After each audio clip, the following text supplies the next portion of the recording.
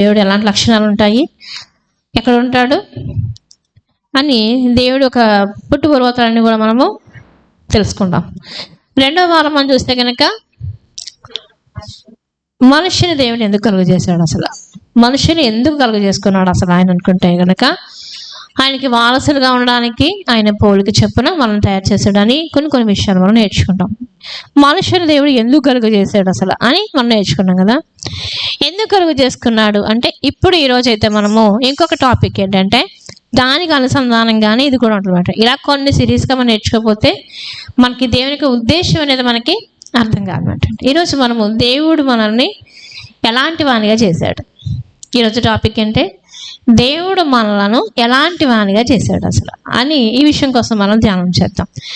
దేవుడు ఎలాంటి వానిగా చేశాడంటే ఆయన ఎలమంటి తోటి తీశాడు, స్త్రీనిగాను పురుషునిగాను చేశాడు. ఇవన్నీ మనం నేర్చుకుంటూనే ఉన్నాం. కానీ ఈరోజు మనము కొన్ని విషయాల కోసం మనం నేర్చుకుందాం. అసలు దేవుడు మనల్ని ఎలాంటి వానిగా చేశాడు, ఎలాంటి వానిగా ఉండాలనుకున్నాడు, అసలు ఆయన మనల్ని ఎలా ఉండాలని ఆయన తయారు చేసుకున్నాడు. అసలు ఆయన మనం తయారు చేయడం విషయంలో ఆయన ఆలోచన ఏంటి, దాని వెనకాల ఆలోచన ఏంటి, మనం చేసిన ప్రతి పని వెనకాల ఒక ఏముంటుంది, ఒక ఉద్దేశం ఉంటుంది, ఒక ఆలోచన ఉంటుంది, ఒక తలంపు ఉంటుంది. అయితే ఇప్పుడు ఈయన ఉద్దేశం ఏంటి, అసలు దేవుడి ఉద్దేశం మనం కలుగ చేసుకోవడం విషయంలో మనం ఒక ఆలోచన చూసాం కదా. ఆయన మనల్ని ఆయన వారసులుగా చేసుకుంటాను అనుకున్నాడు. ఒకటి మనం చూసాం. మనం అన్నీ ఒకేసారి మనం చూడడానికి వీలు కాదు, కానీ కొన్ని విషయాలు మనం అలా చూసుకుంటూ వెళ్ళిపోదాం అండి. తర్వాత దేవుడు దాన్ని చేయాలనుకున్న దాన్ని మనం ఎలా పోగొట్టుకున్నాం అసలు అదొకటి. తర్వాత ఎవరు దాన్ని తీసుకున్నారు, మళ్ళీ ఎలా వస్తుంది, ఏమేమి పోగొట్టుకున్నాం. ఈరోజు మనం టాపిక్స్ మాట ఇవన్నీ కూడా ఇందులో ఈ విషయంలోనే మనల్ని ఎలాంటి వానిగా చేయాలనుకుని చేశాడు. మరి ఇప్పుడు మనం అందులో ఉన్నామంటే లేం కదా. మరి ఎలా పోగొట్టుకున్నాం దాన్ని, మళ్ళీ ఎలా తిరిగి సంపాదించుకుంటాము అనే విషయం కోసం మనము ధ్యానం చేద్దాం. హల్లెలూయా, హల్లెలూయా. దేవుడు మనతో మాట్లాడును గాక. హల్లెలూయా.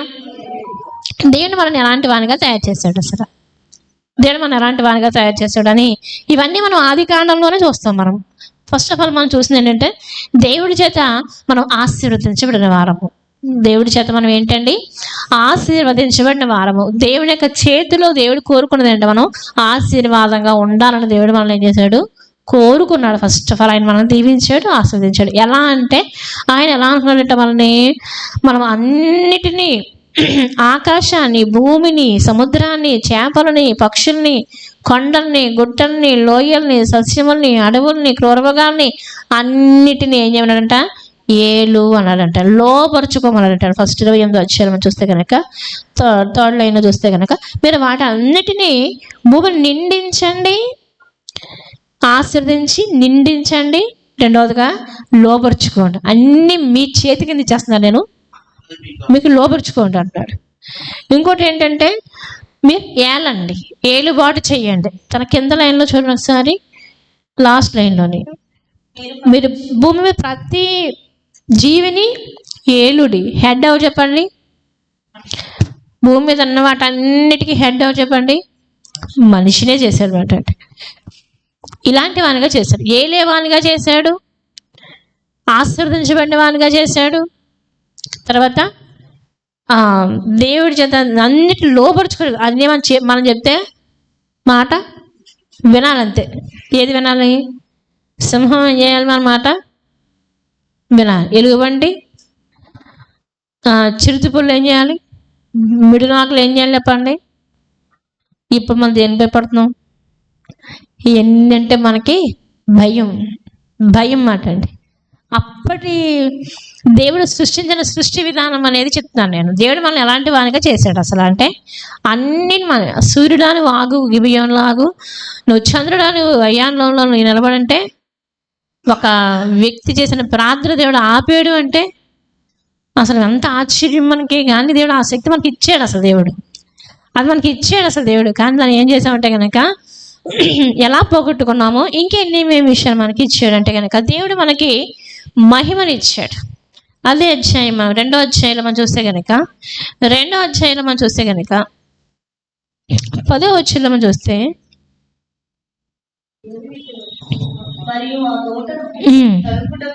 3వ అధ్యాయం 10వ వచనం. కాబట్టి దేవుడు ఆ, ఆ 7వ దినమును 3:10. అందుకు అతడు నేను తోటలో నీ స్వరము వినినప్పుడు దిగంబరిగా ఉంటేని భయపడి దాగుకొంటిని అంటాడు. నేను ఏం చేశానంట? దిగంబరినే ఉన్నానంటాడు. ఎప్పుడు? వస్త్రాలు పోగొట్టుకున్నప్పుడు. మరి అంతకుముందు ఏ వస్త్రాలు ఉన్నాయి దానికి? మహిమ అనే దాన్ని వస్త్రంగా ఇచ్చాడు. ఏ వస్త్రాలు పోగొట్టుకున్నావయ్యా అంటే పట్టు వస్త్రం కాదు, ఈ లోక సంబంధమైన వస్త్రాలు అవి కానే కాదు. కానీ దేవుడు ఏమి ఇచ్చాడంటే మహిమనే వస్త్రంగా ఇచ్చాడు. ఎవరికి? ఆదాము హవ్వలకి మహిమనే వస్త్రంగా ఇచ్చాడు.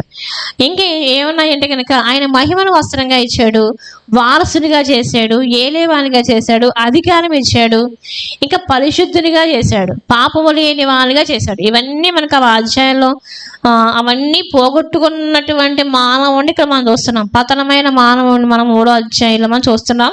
కానీ అంతకంటే ముందు మానవుడు ఎలా ఉన్నట్టే కనుక సమస్తాన్ని పరిశుద్ధుడిగా చేశాడు, నీతిమంతుడిగా చేశాడు, పాపము ఎరుగుని వానిగా దేవుడు చేశాడు. ఎవరిని? మానవుని ఎలా తయారు చేశాడండి? పాపం ఎరుగని పరిశుద్ధునిగా చేశాడు. దేవునితో పాటే ఉండేటట్టు చేసుకున్నాడు. ఎవరితో పాటు ఉన్నాడు? ప్రతి సాయంకాలము దేవుడు వచ్చేవాడు అంటండి. ప్రతి సాయంకాలము ఆ తోటలో సంచరిస్తూనే ఉంటాడు దేవుడు. కానీ ఒక్కొక్కసారి సాయంకాలం చల్లపూట సమయంలో ఏం చేసేవారంట? చాలా చక్కగా ఆ దేవుడు ఆ తర్వాత ఆదాము హవ్వలు కూడా ఏం చేసేవారంట? ఒకరు మాట్లాడుకుంటూ చక్కగా నవ్వుతూ చక్కగా సంతోషంగా హ్యాపీగా దేవుడి పిల్లలతో మనం ఎలా అయితే ఆడుకుంటామో అంత చక్కగా మన దేవుని మానవులతో ఆడుకునేవాడు అనమాట. అంతటి స్థితి ఉన్నవాడు, సహవాసం ఉన్నవాడు మనిషి అంటండి. ఇప్పుడు దేవునితో మనం మాట్లాడాలంటేనే కష్టం, జనం అంతా మాట్లాడాలంటే కష్టం, దేవునితో ఉండాలంటే కష్టం, అసలు మనం దేవుడు చూడాలంటేనే కష్టం. కానీ దేవుని చూచేవారిగా, దేవునితో ఉండేవారిగా ఉన్నారు. మహిమనే వస్త్రంగా ధరించుకున్నారు, పరిశుద్ధత కలిగిన వారిగా ఉన్నారు, పాపం లేని వారిగా ఉన్నారు, ఎల్లప్పుడూ దేవునితో ఉండేవారిగానే ఉన్నారు. ఇంకా అనేకమైనటువంటి దీవెనలు ఆశీర్వాదాలు వాళ్ళు పొందుకున్నారు. ఇంకా దానికి వారసులు దేవునికి ఇష్టమైన వారు ఎవరంటే కనుక మానవుడు. మరి ఆహారానికి వచ్చేసరికి ఎలాంటి ఇచ్చాడంటండి? మొత్తం చెట్లు ఫలాలన్నీ ఇచ్చాడనమాట. చెట్లు వృక్షాలు. ఈరోజు మనం డ్రాగన్ ఫ్రూట్ చూస్తున్నాం. ఇంకేమి చూస్తాం చెప్పండి? ఇంకెన్నెన్ని ఫ్రూట్స్, ఆ దేశంలో ఫ్రూట్స్, ఈ దేశంలో వల్లేవ, అంజూర, ఇవన్నీ ఇదివరకు ఉండేవి కాదు మనకి. ఎందుకంటే ట్రాన్స్పోర్ట్ అనేది లేదు మనకి. ఇప్పుడు ట్రాన్స్పోర్ట్ పెరిగిపోయి ఏమైతుంటే ఆ దేశం పంట ఈ దేశంలోనూ, ఈ దేశం పంట ఆ దేశంలోనూ మనకు వస్తున్నాయి. కానీ ఇవన్నీ ఇదివరకు లేవు. ఏ దేశం పంట వాళ్ళే తినాలంతే. కానీ ఇప్పుడు ప్రపంచవ్యాప్తంగా ఉన్న పండ్లన్నీ ఎక్కడున్నాయి చెప్పండి? ఏదేను మనం వాళ్ళు వండుకోవాలా, స్నానం చేయాలా, బట్టలు ఉతుక్కోవాలా, ఇంకేంటి అన్నం వండుకోవాలా, తినాలా? అన్నం వండుకునే పరిస్థితి ఏం లేదండి. అంతా కూడా చక్కగా ఏ ఫ్రూట్ కావాలో ఆ ఫ్రూట్ తెంపుకొని చక్కగా తింటూ ఆనందంగా సంతోషంగా అన్నిటి మధ్యన అసలు అనుకో వీళ్ళిద్దరికి యాత వచ్చింది అనుకుంటాను నేను. అంతే కదా? ఎంతమంది ఉంటుండగా, ఇన్ని ఉంటుండగా, సెల్ ఫోన్లు ఉంటుండగా, టీవీలు ఉంటుండగా, ఇన్ని ఉంటుండగా మనిషి టైంపాస్ అవ్వట్లేదు కదా. అసలు ఎలా ఆదిం కానీ ఎలా బ్రతికారు అసలు వీళ్ళు? అసలు అంతేకాదు ఆదిగా ఎండ కొట్టిన తర్వాత ఇంక ఇద్దరే కదా ఉన్నారు, ఆదాము హవ్వలే ఉన్నారు. అసలు వీళ్ళు ఎలా బ్రతికారు? అసలు వీళ్ళ జీవితం ఎలా సాగింది అసలు? నాకు చాలా ఆశ్చర్యంగా అనిపిస్తుంది అన్నమాట అండి. కొన్ని విషయాలు మనం తలంచుకున్నప్పుడు చాలా ఆశ్చర్యంగా ఉంటాయి, చాలా మనకి బాధాకరంగా కూడా అనిపిస్తూ ఉంటాయి అన్నమాట.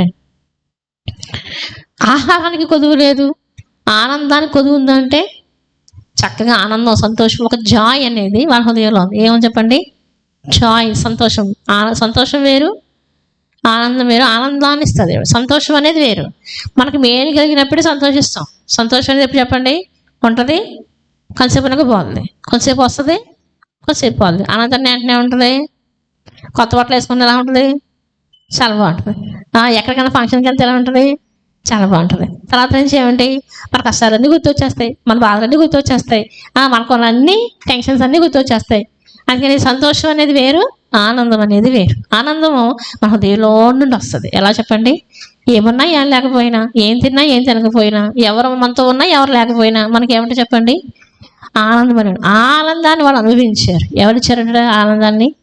ఆనందాన్ని ఇచ్చేవాడు ఆయన, బలం ఇచ్చేవాడు ఆయన, ఆయుష్ ఇచ్చేవాడు ఆయన, అన్నీ ఇచ్చినవాడు ఆయన. అటువంటి వారిగా ఉన్నాడు. దుఃఖం లేదు, కన్నీరు లేదు, ఏడుపు లేదు, చింత లేదు, టెన్షన్ లేదు, మరణం లేదు, ఏమీ లేదండి. పరలోకంలో ఎన్ని ఉంటాయా? ఏమి లేవండి అవన్నీ ఏమీ లేనటువంటి చింత ఏది లేదండి వీళ్ళకి అసలు. అలాంటి వారిగా చేసుకున్నాడు ఎవరిని?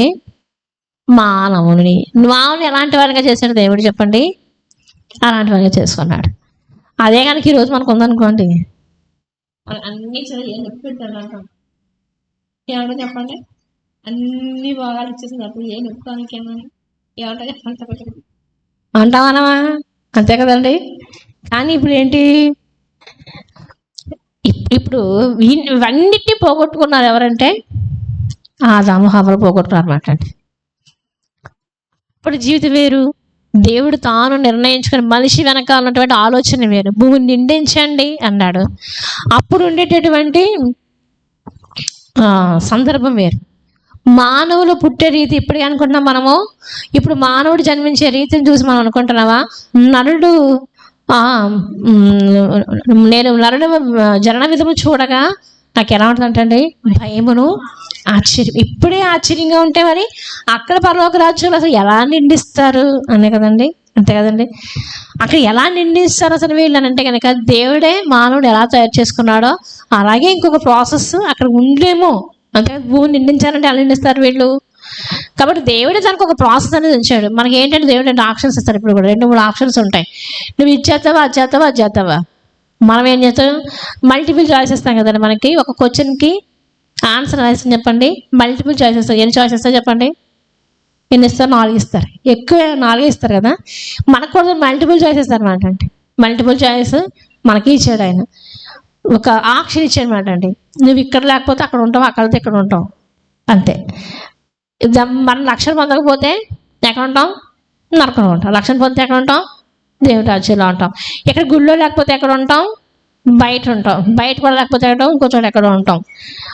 రక్షణ పొందకపోతే ఎక్కడ ఉంటాం అంటే దేవుని యొక్క శక్తి మన కానీ దాని బలాన్ని కానీ మనం పొందుకోలేకుండా ఉంటాం అంటే ఆప్షన్స్ ఉంటాయి. అందుకని పేతురుని అంటాడా, బాబు నీకు 2 మరణాలు ఉన్నాయి, ఏంటంటే నువ్వు వృద్ధాప్యంగా చనిపోతావా, పడుచు వరకుండా చనిపోతావా? 2 ఆప్షన్స్ పెడతాను అనమాట. మనిషికి ఇప్పుడు 2 ఉంటాయి ఆప్షన్స్, నేను జీవాన్ని మరణాన్ని ఎదురుపెట్టాను అంటాడు. కోరుకోవాల్సినటువంటి వారం ఎవరంటే మనమే కోరుకోవాలన్నమాట. అంటే అది మనము ఏం కోరుకుంటామంటే అది మన ఇష్టం ఉంటుంది అన్నమాట. అంటే దేవుడు ఇప్పుడు కూడా మన ఆప్షన్స్ మన ఎదురుకుండా పెడతాడు.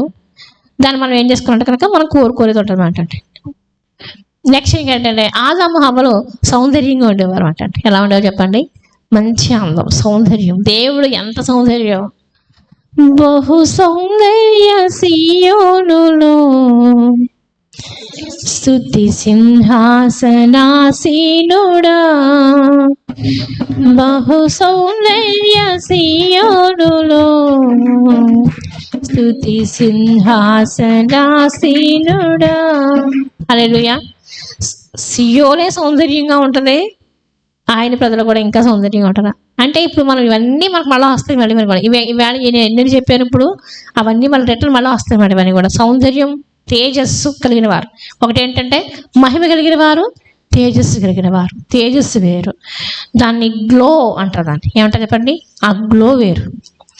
ఆ గ్లో అనేది ఉందనుకోండి, మహిమ ఉందనుకోండి, ఆ గ్లో ఉందనుకోండి, మనిషి ఎలా ఉంటారు? ఫోటో తీసారనుకోండి, దానికి ఏం పెడతారు చెప్పండి? దాన్ని చక్కగా డిజైనింగ్ చేసి చేస్తారు, న్యాచురల్గా తీసుకుని జరిగా ఉంటుంది. దానికి గ్లో అనేది పెడతారు, దాని మహిమ పెడతారు. నేను అనుకుంటాను ఒకసారి ఆ పెట్టినప్పుడు మనుషుడే ఎంత టెక్నాలజీ ద్వారా పెడితే దేవుడు ఇంకెంత పెట్టుంటాడు అసలు అనుకుంటారు అనమాట. అంటే ఇవన్నీ కలిగిన వానిగా చేశాడు మానవుడిని. హల్లెలూయా. ఎలా చేశాడు? చిక్కు చింత బెంగ ఏమీ లేకుండా చేశాడు అనమాట. అంటే హల్లెలూయా, హల్లెలూయా. అలాంటి వానిగా ఉండాలనుకునే చేశాడు. కానీ అపవాది కూడా అంత సౌందర్యంగానే ఉన్నాడు అంటే. ఎలా ఉన్నాడు చెప్పండి? అపవాది కూడా అంత సౌందర్యంగానే ఉన్నాడు. ఎక్కడ చూడొకసారి యెహెజ్కేలు గ్రంథం 28వ అధ్యాయం చూద్దాం ఒకసారి. యెహెజ్కేలు గ్రంథము 28వ అధ్యాయం 13వ వచనం నుండి 17వ వచనం వరకు ఉన్న భాగములో మనం చూస్తే కొన్ని విషయాలు మనం చూద్దాం ఒకసారి. 28:13 దేవుని తోటయగు ఏదెనులో నీవుంటివి, మాణిక్యము, గోమేధికము, సూర్యకాంతమణి, రత్నవర్ణపురాయి, సులుమాని రాయి,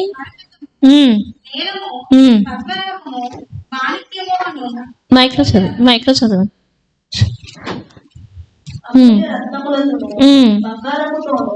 నీవు అలంకరింపబడి ఉన్నావు. నీవు నియమింపబడిన దినమున పిల్లల త్రోవులు వాయించు వారెను నీకు సిద్ధమైంది. అభిషేకము నొందిన కేరుబు వలె యొక్క ఆశ్రయముగా నీ ఉంటివి, అందుకే నేను నిన్ను నియమించితిని. దేవుడికి ప్రతిష్ఠింపబడిన పర్వతము మీద నీ ఉంటివి, కాలుష్య రాళ్ళ మధ్యను నీవు సంచరించుచుంటివి. నీవు నియమింపబడిన దినము మొదలుకొని పాపము నీ యందు కనబడు వరకు ప్రవర్తన విషయములలో నీవు యథార్థవంతుడుగా ఉంటివి. అయితే నీకు కలిగిన విస్తారమైన వర్తకము చేత లోపల నీకు అన్యాయం పెంచుకొని పాపము చేయించు వచ్చింది. కనుక దేవుని పర్వతము మీద నీ ఉండకుండా నేను నిన్ను అపవిత్రపరిచినది. ఆశ్రయముగా ఉన్న కెరూబు కాల్చిన రాళ్ళ మధ్యను నీవుగను సంచరింపవు, నిన్ను నాశనం చేసింది. నీ సౌందర్యం చూచుకుని నీవు గర్వించిన వాడవై, నీ తేజస్సు చూచుకుని నీ జ్ఞానమును చెరుపుకొంటివి. కావున నేను నిన్ను హేళన పడవేసేదను, రాజును చూచుచుండగా నిన్ను హేళన హల్లెలూయా. ఇక్కడ మనం చూసే కనుక ఇక్కడ రాసిన భాగం అంతట్లోనూ నేను కొన్ని విషయాలను చెప్తాను, ఆలకించండి. ఆశ్రయమైనటువంటి కెరూబుగా నీవు ఉన్నావు అంటాడు. కెరూబు అంటే దేవుడి యొక్క దూతల్లో ఒక ప్రధానమైనటువంటి దూత. ఏం చెప్పండి? దేవుని యొక్క దూతల్లో ప్రధానమైన దూతలు ఉంటారు, సెరాపులు ఉంటారు, కెరూబులు ఉంటారు, ఇంకా చాలా మంది దూతలు ఉంటారు అన్నమాట. ఈ దూతలన్నింటిలోనూ శ్రేష్టమైన వారు ఎవరంటే కనుక కెరూబులు మాట్లాడు. కెరూబులు మాట్లాడు దేవుడు తాను చేసుకున్నాడు, తన కోసం చేసుకున్నాడు. ఆయన కెరూబుల మీద ఎవరు వెళ్తారంటే కనుక యేసుక్రీస్తు వారు అంటే దేవుడు వాహనంగా చేసుకున్నాడు. కెరూబుల మీద ఎగిరి వచ్చేవాడు అంటాడు. కెరూబులు చాలా చిత్రంగా ఉంటాయి, చాలా విచిత్రంగా ఉంటాయి. కెరూబులు చాలా విచిత్రంగా ఉంటాయి. అవి చక్రములు ఉంటాయి, వాటి లోపల కళ్ళు ఉంటాయి, దానికి 4 ముఖములు ఉంటాయి, ఇవన్నీ ఉంటాయి అన్నమాట. దేనికి? కెరూబుకు మాట అంటే అవి దూతలు. ఇవన్నీ కూడా చాలా సౌందర్యం కలిగినవి, అవి చాలా తేజస్సు కలిగినవి.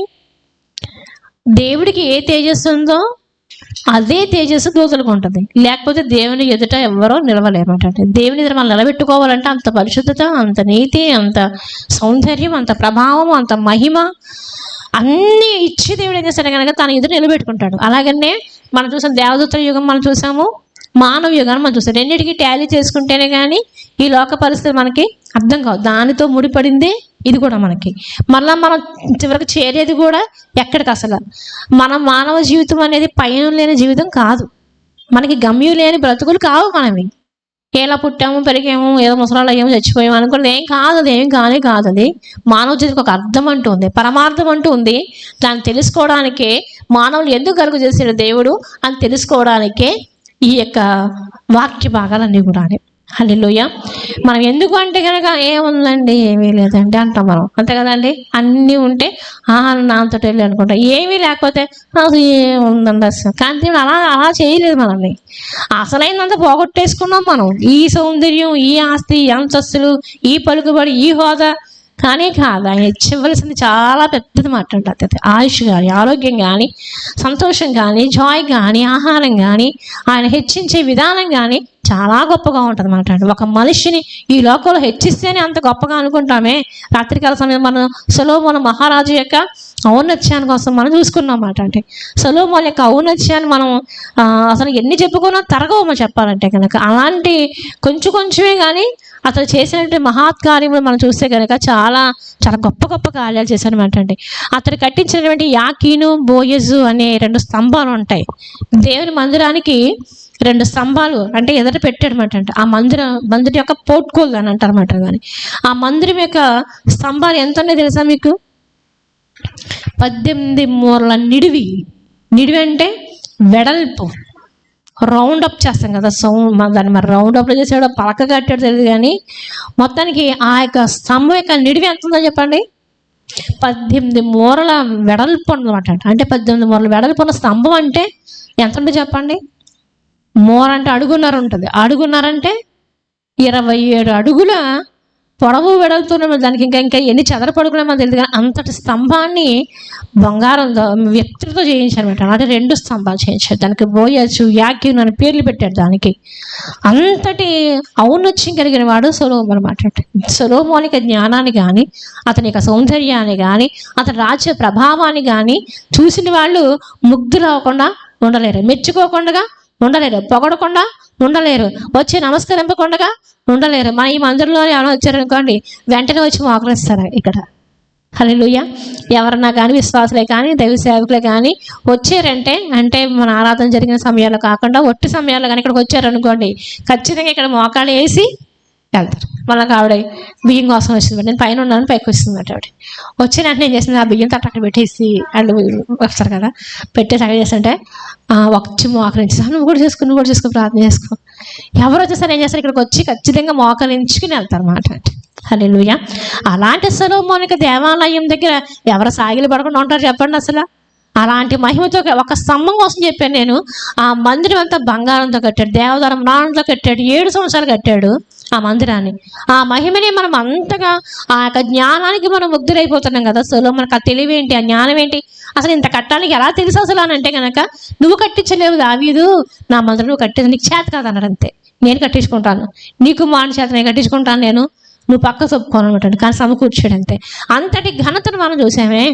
ఈరోజు మనకి ఇవ్వాల్సిన ఘనత చెప్పాలంటే చాలా ఆఫ్టర్ ఆల్, అంతే కదండి, ఆఫ్టర్ అనమాట అండి. కానీ దేవుడు మనకి ఇవ్వాల్సిన ఘనత చాలా ఎక్కువ. దేవుడు మనల్ని ఎలాంటి వానిగా తయారు చేసుకున్నాడంటే కనుక, అంతటి గనుడుగా ఆకాశానికి భూమికి సృష్టికర్త అయినడు దేవాదేవుని సన్నిధిలో మనల్ని అంతటిని భూమి ఏలేవానిగా తయారు చేశాడు దేవుడు మాట అండి. కానీ అటువంటి ఔన్నత్యం కలిగిన వాడు కూడా ఎవరంటే కనుక ఈ కెరూబు.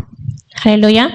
కెరూబు అంటే కనుక ఆ పరలోక రాజ్యంలోనే ఒక మంచి ఔన్నత్యం కలిగినది కెరూబు మాట అంటే. దాని మహిమ కానీ, దాన్ని చేసే పనులు కానీ, దానికి ఉన్నటువంటి అధికారం కానీ చాలా గొప్పది మాట అండి, చాలా గొప్పది. మనకున్నటువంటి, మనం సైనికులు నిలబెట్టుకుంటాం, మనం చాలాసార్లు చెప్పారు, మనకున్నటువంటి సైనికులు నిలబెట్టుకుంటాం చెప్పండి, పెట్టుకుంటాం. రాజు బలవంతుడే, జ్ఞానవంతుడే, యుద్ధం చేయగలిగిన వాడే. తనకున్న సైనికులు ఎలాంటి వాళ్ళు ఉంటారు చెప్పండి? అలాంటి వాళ్ళే కదా బలమైన వాళ్ళే కదా పెట్టుకుంటాడు. అలాగే అక్కడ కూడా దేవుడు సౌందర్యం కలిగిన వాడే, దేవునికి పరిచయం చేసే దూతలు కూడా అలాంటి వారిని ఎక్కడ పెట్టుకోమంటాడు. అవసరం వస్తే ఏదైనా చేయడానికి సిద్ధంగా ఉన్నటువంటి కెపాసిటీ, అంత దేవుడికి కెపాసిటీ ఉందో అంతటిని వాటికి అనుగ్రహించాడు. హల్లెలూయా. ఇక కెరూబు మనం చూసే కనుక, ఒకటి నియమింపబడిన దినము అని ఉంటుంది అండి. అంటే ఇప్పుడు మన లోకంలో సృష్టి ఎలా తయారు చేశాడో, దేవదూతను కూడా ఒక సృష్టిగా తయారు చేశాడు ఆయన. నియమింపబడిన దినము అనేది ఒకటి ఉంటుంది. అక్కడ ఏమని చెప్పండి, నియమింపబడిన దినము వరకు నువ్వు దేవుని దృష్టికి యథార్థంగా ఉన్నావు, నిన్ను ప్రతిష్ఠించినటువంటి పర్వతం మీద నేను ఉంచాను నేను అంటాడు మాట అండి. ఒక అధికారం ఇచ్చాడు, పర్వతం మీద ఉంచాడు ఆయన. ఎవరిని? కెరూబు అనమాట అండి. తర్వాత ఆశ్రయముగా ఉంటుంది మాట అండి. వీటన్నిటికీ సపోర్ట్గా ఉంటుంది ఎవరంటే కనుక ఇక కెరూబు మాట. ఇది సౌందర్యం కలిగిన వాళ్ళది. మనం చూస్తే కనుక ఇది సౌందర్యంగా ఉంటుంది, తేజస్సు కలిగినది. తర్వాత కాలుచున్న రాళ్ళ మధ్యన ఉండేది, అభిషేకించబడినది, పాపము లేని వానిగా ఉన్నది. ఇంకా చెప్పాలంటే కనుక ఏ అన్యాయము అతని యందు కనబడలేదు. జ్ఞానం కలిగినది ఈ యొక్క కెరూబు అంట. నీ జ్ఞానము నువ్వు చెరుపుకుంటువి. 17వ వచనం అంటే జ్ఞానం కలిగినది అంటే. ఇంకా కాలుచున్న రాళ్ళ మధ్యన దేవుని పర్వతమందు నీవు ఉన్నావు. దేవుని పర్వతం మీద ఉండకుండా నేను నిన్ను అపవిత్రపరిచితిని అంటే పరిశుద్ధ పర్వతం మీద నియమించాడు. ఎవరిని? ఈ యొక్క కెరూబు అనమాట అండి. ఇక్కడ 14వ వచనంలో, నేను నిన్ను నియమించినది దేవునికి ప్రతిష్ఠింపబడిన పర్వతం మీద నీ ఉంటివి. ఆ పర్వతం మీద నిలబెట్టాడు ఇక కెరూబు అనమాట అండి. మొత్తం తేజస్సు అంతా ఇచ్చేసాడు. ఏమి ఇచ్చాడు చెప్పండి? తేజస్సునిచ్చాడు, ఘనతనిచ్చాడు, ప్రభావాన్ని ఇచ్చాడు, అన్నీ ఇచ్చాడు. ఇక్కడ ఎవరికి ఇచ్చాడు? ఏ జనం వల్ల ఎవరికి ఇచ్చాడు దేవుడు? ఆదాము హవ్వలకి ఇచ్చాడు, మానవునికి ఇచ్చాడు. అదే మహిమని ఎవరికి ఇచ్చాడు? పరలోక రాజ్యంలో కెరూబుకు అనుగ్రహించాడు అనమాట. కెరూబు సింహాసనం, దేవుని సింహాసనం మోస్తాయి ఏమిటంటే, ఏం మోస్తాయి చెప్పండి? ఆకాశము నా సింహాసనము, భూమి నా పాదపీఠం. ఆకాశమైన సింహాసనంగా తలుచుకుంటే ఆకాశాన్ని ఆయన సింహాసనం మొయ్యగలిగే శక్తి ఎవరికి ఉంటుందండి? ఆకాశాన్ని మొయ్యగలిగే శక్తి ఎవరికి ఉంటుందా? కాబట్టి ఆకాశం అంటే కెరూబులు ఆయన సింహాసనం ఏం చేస్తాయి అంటండి? మోస్తాయి అంటండి. ఏం చేస్తాయి? మోస్తూ ఉంటాయి. అక్కడ అన్ని బలిపీఠం మీద అదంతా కాలుచున్న రాళ్ళ మధ్య ఉంటుంది. అంత చాలా అద్భుతమైనటువంటి సబ్జెక్ట్ అంతా కూడా. కాలుచున్న రాళ్ళ మధ్య అగ్ని పుటం వేయబడినట్టు అగ్నితో వాళ్ళు ఉంటారన్నమాట. ఈ లోక అగ్ని కాదు. ఇప్పుడు అగ్ని కాలిపోతుంది మనక. ఇక అమెరికా పట్టణం అంతా కూడా లాస్ ఏంజల్స్ అంతా కాలిపోతుంది, కానీ ఆ అగ్ని కాదు. అది ఏ అగ్ని చెప్పి పరిశుద్ధమైనటువంటి అగ్ని. దహించి వేసే అగ్ని వేరు, పరిశుద్ధమైన అగ్ని వేరు. దేవుని యొక్క అగ్ని దుష్టును దహించి వేస్తుంది, నీతిమంతులు అందరూ తేజరులు చేస్తుంది అన్నమాట. హల్లెలూయా, హల్లెలూయా, హల్లెలూయా. దేవుని కోపము, దేవుని కోపం దుష్టుని తగలబెడుతుంది. దేవుని యొక్క మంచితనము మనుషుని ఏం చేస్తుందండి, ఉన్నతమైన వారిగా చేస్తుంది. దేవుడి యొక్క ఔన్నత్యాన్ని మనం ఏం చేసుకోవాలి, తెలుసుకోవాలి. దీని యొక్క ఉద్దేశాన్ని మనం తెలుసుకోవాలి. ఈ యొక్క కనబడేటటువంటి ప్రపంచం వెనక ఉన్నటువంటి ఒక శక్తిని మనం ఏం చేసుకోవాలి, తెలుసుకోవాలి. దాన్ని చాలా మంది తెలుసుకోలేరు. అది ఎందు ఆ వాక్యం ఉండునంటే వాక్యము శబ్దము, ఓం అనేది శబ్దం కాబట్టి శబ్దమే దేవుడు అని హిందువులు పలుకుతారు అన్నమాట. ఓం అంటే అది శబ్దము, స్వరము ఏంటన్న విషయం చాలా మందికి తెలియదు, కానీ మన బైబిల్ గ్రంథం స్పష్టంగా దేవుడు అంటే ఏంటో, సృష్టి ఏంటో అన్న సంగతిని బోధించింది మాట అండి. దేవుడే రాయడానికి ఇష్టపడ్డాడు. తన భక్తులను మోషేని ఏర్పాటు చేసుకొని ఎన్నుకొని ఆది యందు ఏం జరిగిందనే విషయాలన్నీ కూడా పొందుపరిచి 5 కాండాలు దేవుడు అనుగ్రహించున్నాడు. అనేక భక్తుని ఎందుకుని ఏం చేశారంటే కనుక ఎన్నుకొని ఏర్పాటు చేసిన పరలోక దర్శనాలు ఇచ్చి జను గ్రంథంలో రాయించి పెట్టాడు. ఎందుకంటే మనం తెలుసుకుంటామని, నీకు కూడా సత్యాలన్నీ ఇందులో ఉన్నాయి, మనం తెలుసుకుంటామని. అలాంటి వారికి మనం ఉండాలని దేవుడు ఏం చేశాడంటే కనుక నియమించుకున్నాడు. ఒక కెరూబు తయారు చేసుకున్నాడు, ఒక ఆదాము హవ్వల దగ్గర తయారు చేసుకున్నాడు. ఈ కెరూబు ఒక ఉన్నతమైన అంటే సౌందర్యం కలిగింది అనమాట. అంత సౌందర్యం అంటే మనం చూడలేం. ఒక పెద్ద ఒక భవంతులోనికి వెళ్ళినప్పుడు మనం ఆ భవనం యొక్క సౌందర్యం దాని ఎండ లైటింగ్ పెడతారు అనుకోండి, మనం చూడక ఎంత అందంగా ఉంటుందండి. అసలు ఎంత అందంగా ఉంటుంది కదా. కాకినాడ మనం షాపింగ్ మాల్ ఏంటది ఇవన్నీ చూస్తాం. SRMT బాగా చూసాం అనుకోండి, అసలు 2 గంటలు సరిపోతాయండి. అసలు అది ఎంత చక్కగా ఉంటుందంటే కదా. అంతా కూడా నాకైతే చాలా సంతోషం వస్తుంది. అంత కట్టడానికి వచ్చిన జ్ఞానాన్ని బట్టి నేను చాలా సంతోషిస్తూ ఉంటాను. చెప్పి ఆల్రెడీ కట్టడం ఇంకెన్ని ఉన్నాయో నాకైతే తెలియదు, కానీ మనం చూసింది మాత్రం ఇదే చూసామండి. ఇంకా ఎన్నెన్నో కట్టడాలు ఉన్నాయి. ఆ సౌందర్యం మనం చూసి ఎంత మనం ముగ్ధులవుతూ ఉంటాం అంటే ఒక మనిషికి ఇచ్చిన తేజస్సు కూడా దేవుడు అంతనే ఇచ్చాడు. ఒక కెరూబుకి ఇచ్చిన తేజస్సు కూడా అంతే ఇచ్చాడు. అంటే ఆకాశాన్ని మోయగలిగే శక్తి, అంతటి ప్రభావం ఇచ్చారంటే కెరూబు ఎంత చూడండి. కానీ ఏం చేస్తుందంటే అది ఒకానొక రోజు వచ్చిందంటే, ఒకానొక రోజు వచ్చినప్పుడు అది ఏం చేస్తుందంటే గర్వించిందంట. ఏం గర్వించిందంట అండి, చూద్దాం ఒకసారి. యెషయా గ్రంథం 14వ అధ్యాయము 14వ వచనం చూద్దాం ఒకసారి. యెషయా గ్రంథము 14వ అధ్యాయం 14వ వచనం 13 నుండి చదివితే సరిపోతుంది. తేజో నక్షత్రమా 13 నుంచి చదవండి. నేను ఆకాశంలోకి ఎక్కిపోయేదను, పైగా ఉత్తర దిక్కునున్న సభాపర్వతము మీద కూర్చుందును, మేఘమండలము మీద ఎక్కెదను. మహోన్నతునితో నన్ను సమానుడిగా చేసుకుందునని నీవు మనసులో అనుకుంటివి కదా. హల్లెలూయా. ఏమనుకుందంటండి, నేను దేవునితో సమానుడిగా చేసుకుంటాను అనుకుందంటండి. ఏమనుకుందంటండి, ఇంత మహిమ ఇస్తే, ఇంతటి సౌందర్యం ఇస్తే, ఇంతటి తేజస్సుని ఇస్తే ఏమనుకున్నాడంటండి, కెరూబు ఏమనుకున్నాడంటండి, దేవునితో సమానంగా ఉంటే బాగుండు కదా అనుకున్నాడంటండి. దేవుని సింహాసనం కంటే కొంచెం కష్టం ఉంటే బాగుండు కదా అనుకున్నాడంటండి. అంత హెచ్చించింది ఎవరి దయతో హెచ్చించాడండి దేవుడు. దేవుడు దయతో హెచ్చిస్తే అసలు పాపం ఏంటి అంటే, ఆ కెరూబు చేసిన పాపం ఏంటండి, తప్పేంటి తెలుసు అంటే కనుక దేవునితో సమానంగా చేసుకోవాలనుకున్నాడు అనమాట. అంటే ఇది కెరూబు చేసినటువంటి పాపం. మనం చాలామంది అంటారా అపవాది పాపంలో పడిపోతాం తెలుసు కదండి. అసలు పాపము ఎలా వచ్చింది, అసలు పరలోకంలోకి పాపం ఎలా వచ్చింది, అసలు ఎలా వచ్చింది చాలామంది ఏం చేస్తారంటే ప్రశ్న వేస్తూ ఉంటారు అనమాట. నేను కూడా వేస్తాను, అవునా కదా.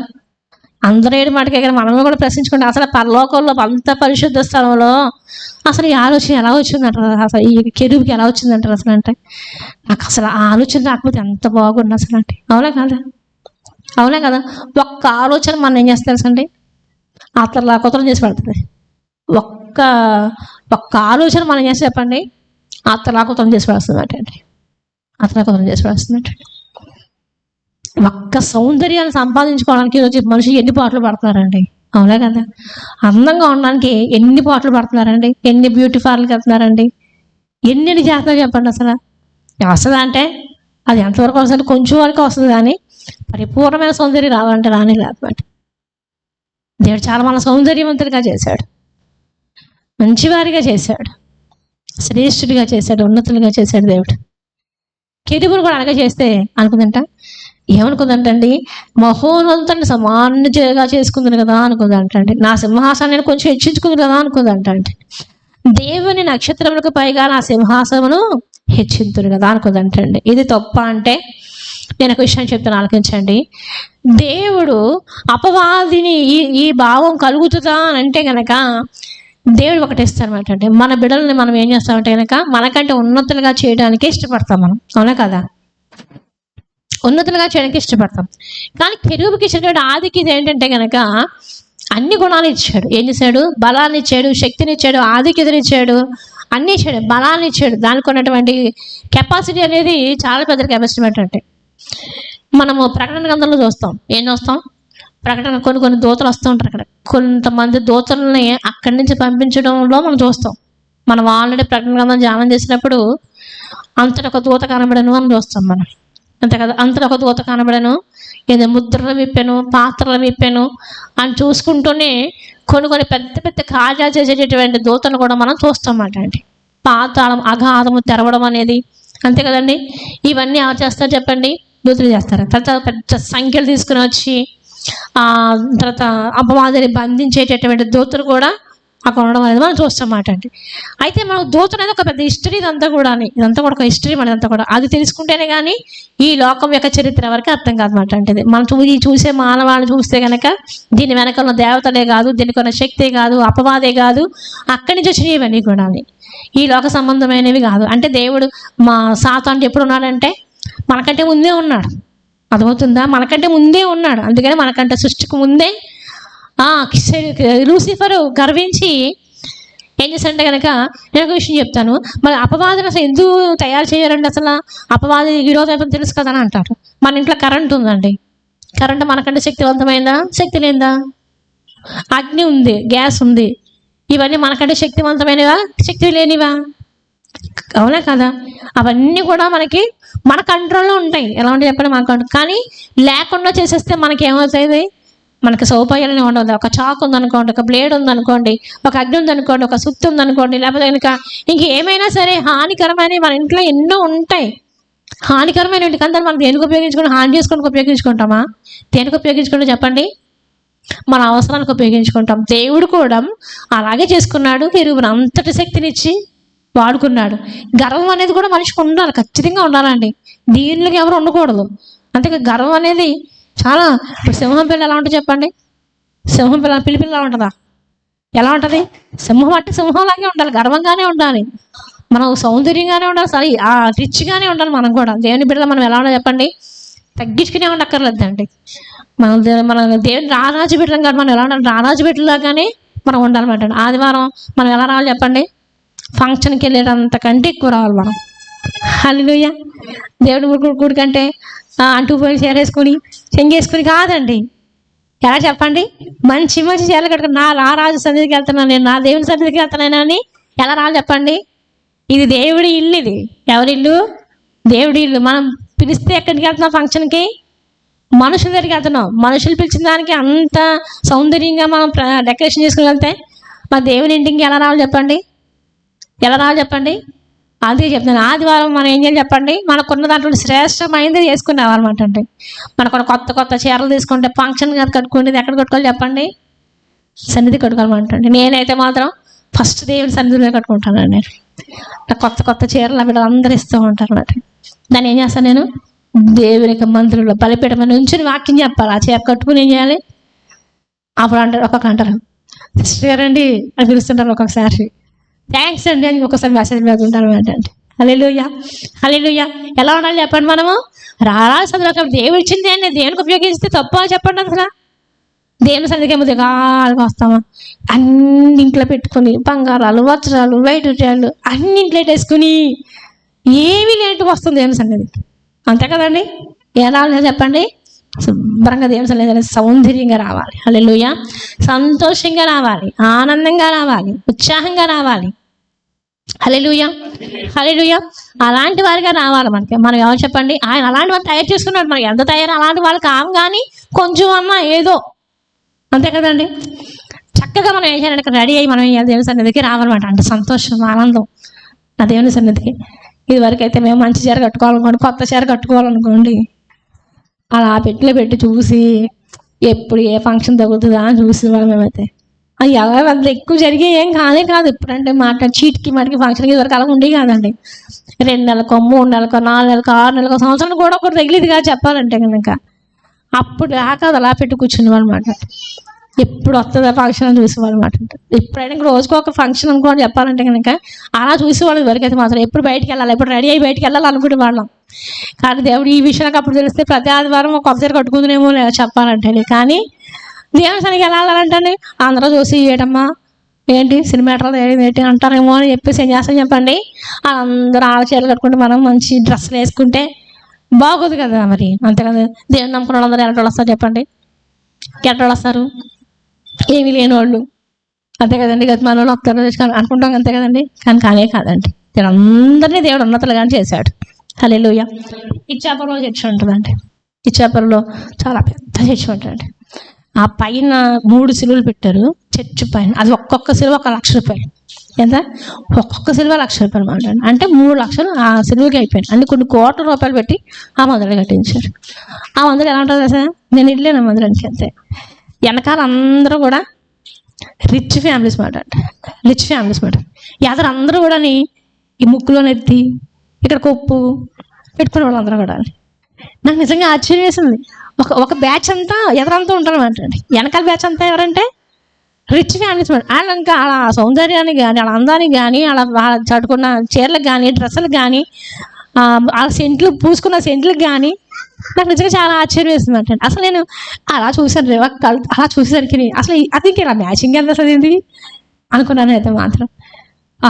అంటే అక్కడంతా పూర్ ఫ్యామిలీస్ అంతా కూడా అవన్నీ కూడా. కానీ అదే చర్చికి వీళ్ళు కూడా ఒక ఫ్యామిలీ అంతా అదే చర్చికి వెళ్తారు. ఇంచుమించు ఒక 50 మంది కంటే ఎక్కువ వస్తారు అక్కడికి. ఒకే కుటుంబం, నారాయణమూర్తి గారి కుటుంబం అంతా కూడా అక్కడికి వెళ్తారు. వాళ్ళు పెద్ద పెద్ద పర్సనాలిటీలు మళ్ళీ ఒక్కొక్కరు 6 అడుగులు 7 అడుగులు అజానుభవం ఉంటారు అందరూ కూడా.